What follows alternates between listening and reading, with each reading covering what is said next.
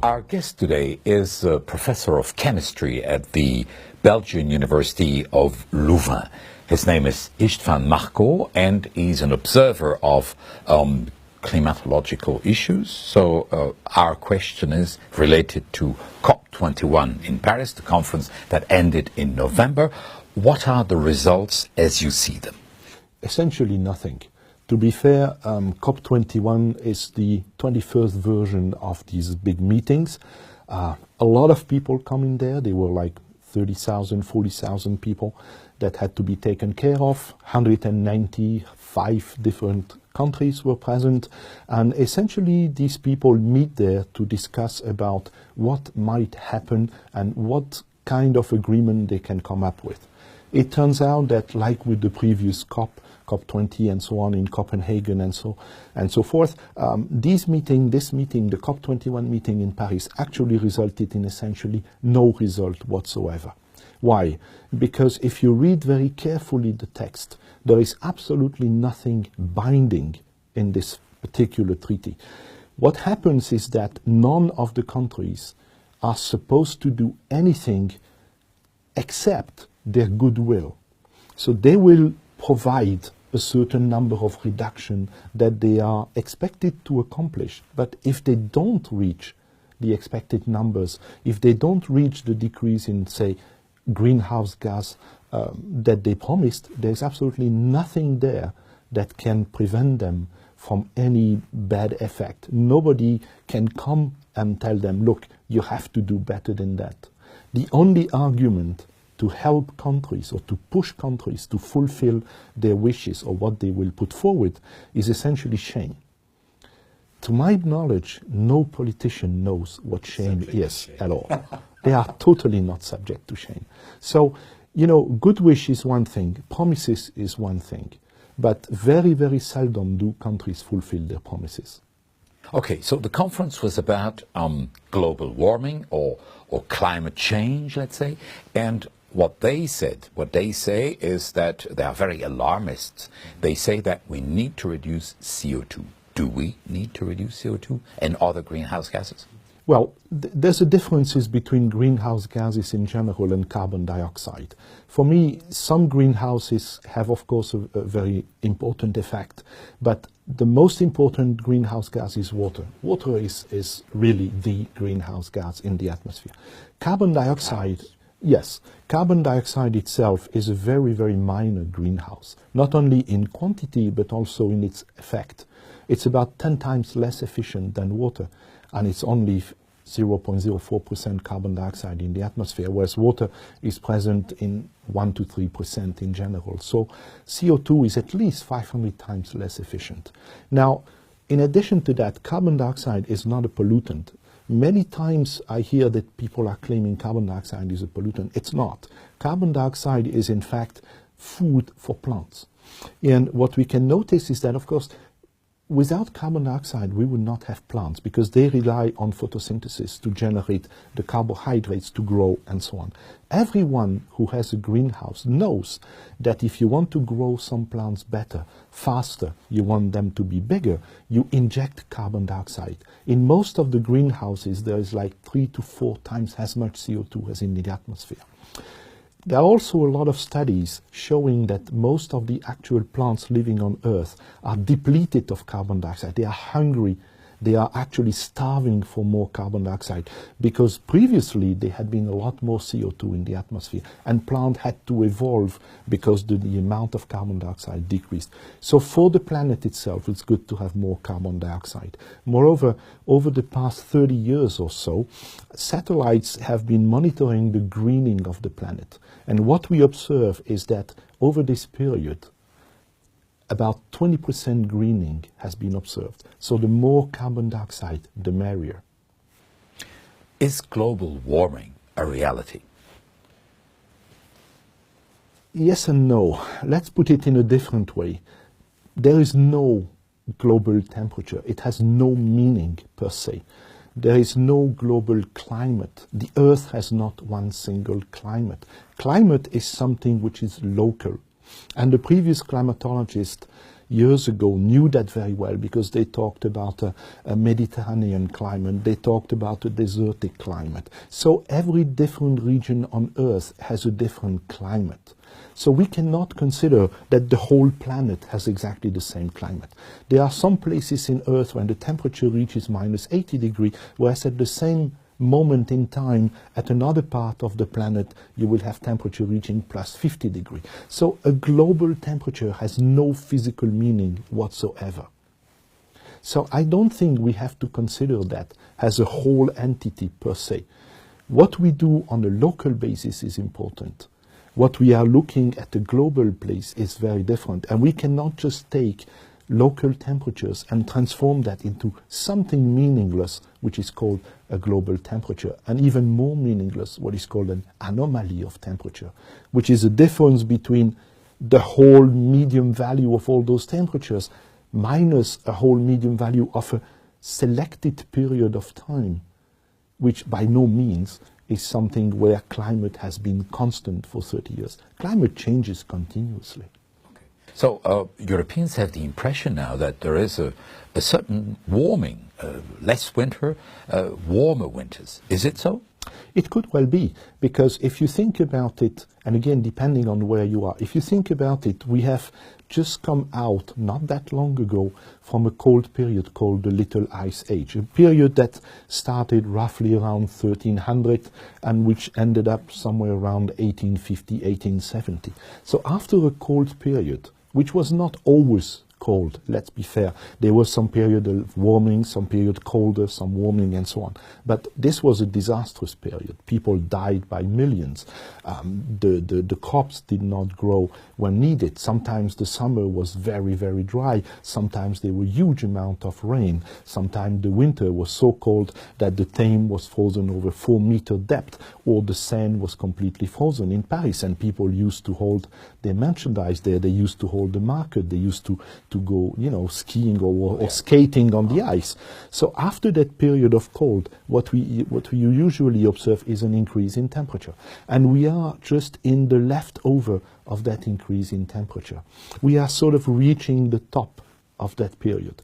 And because climate oscillates, what happens now is that we have this plateau of nearly 20 years during which temperature has not moved. At least the anomalies of temperature have not changed. So we are reaching this plateau. This plateau is nothing else than the top of a curve. And after the top of a curve, as usually happens, you go down on the slope. So what many scientists now are claiming is that in the next few years, and certainly for the next foreseeable future, 30, 40 years, we are going to see temperatures coming down. And they relate this to the activity of the sun. There have been some very nice contribution recently from a Russian and English team about understanding the way the sun works in our galaxy, in our environment, and how the effect of this sun impinges on the temperatures in the Earth. And what they have noticed is that for now several years, the sun has gone quiet. That means less and less activity of the sun. And clearly the sun is the most important provider of energy for our planet. And you can clearly observe a decrease in the temperature. Meanwhile, the carbon dioxide has kept on increasing. And so this clearly indicates that there is really no correlation between the temperature we measure or we calculate and the amount of carbon dioxide released in the atmosphere. So what you say is that the next ice age could be around the corner. Well, I wouldn't call that an ice age, but certainly, according to a number of scientists, we are going to reach a lower temperature period. Now that may be, of course, interspersed with higher temperatures. Sometimes we will have maybe warmer summers, sometimes we will have a lot more rain, but definitely what people are now suggesting is that the temperatures globally will go down. Now we can notice already these kind of things. For example, the melting of the Arctic ice has slowed down since at least 10 years and has been reaching a plateau as well. It's actually quite nice to correlate what happens in the melting of the Arctic sea ice with the plateau of temperature that we are observing. And so the Arctic sea ice has been melting ever since we left the little ice age, and the temperatures went up. And now what we notice is that for at least 10 years, it's been on a plateau. Okay, the Earth has been warmer in historical times in the past. Definitely warmer. According to all the studies, what happened was that somewhere like 14,000, 10,000 years ago, we came out of the last ice age. Now, these ice ages usually last about 100,000 years. And so far, there have been a number of them. So we left, for some obscure reasons, people know why these are called the Milankovitch cycles. So we left this last ice age period, and we entered what we call now the Holocene. The Holocene is an interglacial period, so that's a period which is warmer than the others. And this period of warm started much higher in temperature than what we know nowadays. And gradually, since the moment we left this cold period, the temperatures has been gradually coming down. We have had the Holocene optimum, we have had the Roman optimum. We also, much closer to us, we had the Middle Age optimum, which was a period where the Vikings went to Greenland, and the Vikings actually called it Greenland for a very specific reason. And they lived there until the temperatures cooled down again, and we entered the Little Ice Age. At that period, of course, they could not grow their cereals, they could not raise their cattle there, and they had to leave, and those who didn't left, of course, died over there because the whole thing collapsed. Of course, the ice went up, the temperatures went down, they had no food, so basically they died there. So if we don't need, actually, like the climate alarmists say in Paris, if we don't need to reduce CO2, all the talk about the new renewable energies is useless. It is, in the sense that what we have to do is not look after CO2. CO2 is not a culprit in any ways. Carbon dioxide, as I said, is food for plant, and without plant there would not be any life on Earth, and certainly we would not exist. So we need carbon dioxide. People tend to forget that up to 70% of the oxygen we breathe come from the decomposition of carbon dioxide by small marine microorganisms called phytoplanktons. They generate that. So carbon dioxide, for me, is more like a molecule of life than anything else. Now, concerning energy, it's a different matter. Of course, we have fossil fuels, we have nuclear energy, and it's quite understandable that people want to move away from these kind of energies to something which they call renewable. Now, the only renewable energy I would agree calling renewable is hydroelectric energy, or, for example, thermal energy like in Iceland, for example.